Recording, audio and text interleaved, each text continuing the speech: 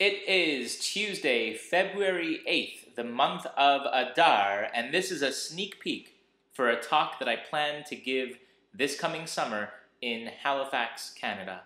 A few years ago, the Atlantic Jewish Council sent me on a world tour. Well, its version of a world tour to do a guest Shabbat weekend in Moncton, in Fredericton, and in Cape Breton. It was in Sydney that we spoke about our relationship with the State of Israel. We all support it, but what is our relationship with the state?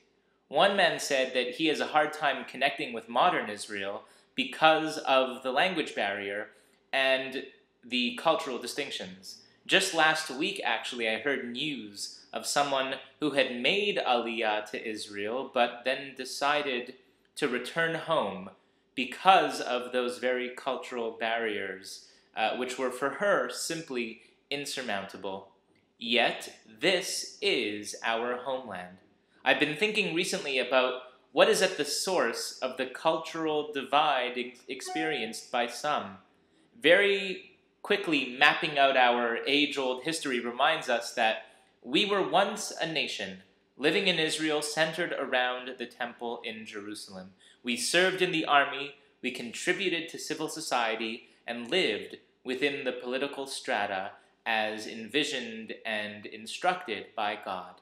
And then came 2,000 years of life in the diaspora, no longer a nation, but individual Jews, a religion. We underwent this transformation from a national identity to a religious identity, one that was portable, that was malleable, one that transcended continental divides and cultural divides and linguistic divides.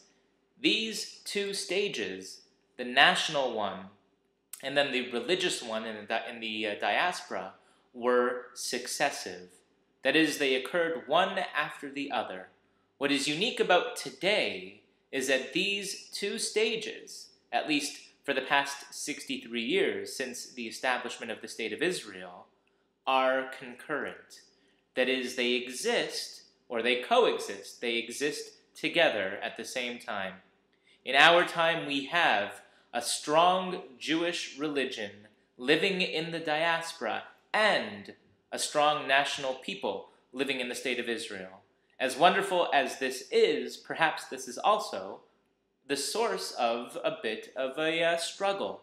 How do we contend with both as being important, with both as priorities? This is all, as I mentioned, a sneak peek for what's to come this summer.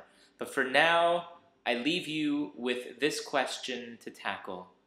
David Ben-Gurion believed that the State of Israel was necessary because, as history proved explicitly time and time again, Jewish communities in the diaspora are ultimately finite and temporary, and everyone will eventually come to Israel.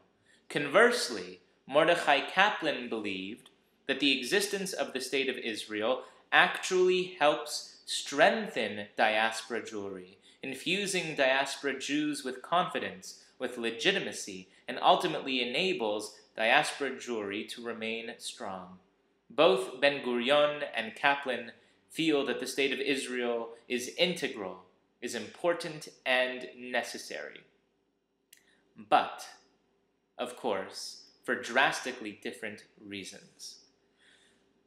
My question for you is, what do you think?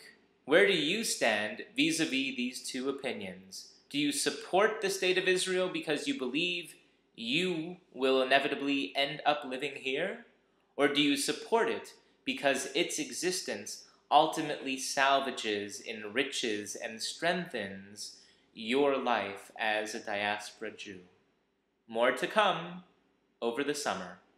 On a personal note, by the way, I am turning 30 years old in just a few weeks. Unbelievable, truly. Well, enjoy the rest of your winter and your spring. See you at the end of June in downtown Halifax. And until then, keep well. This is your spiritual leader signing off.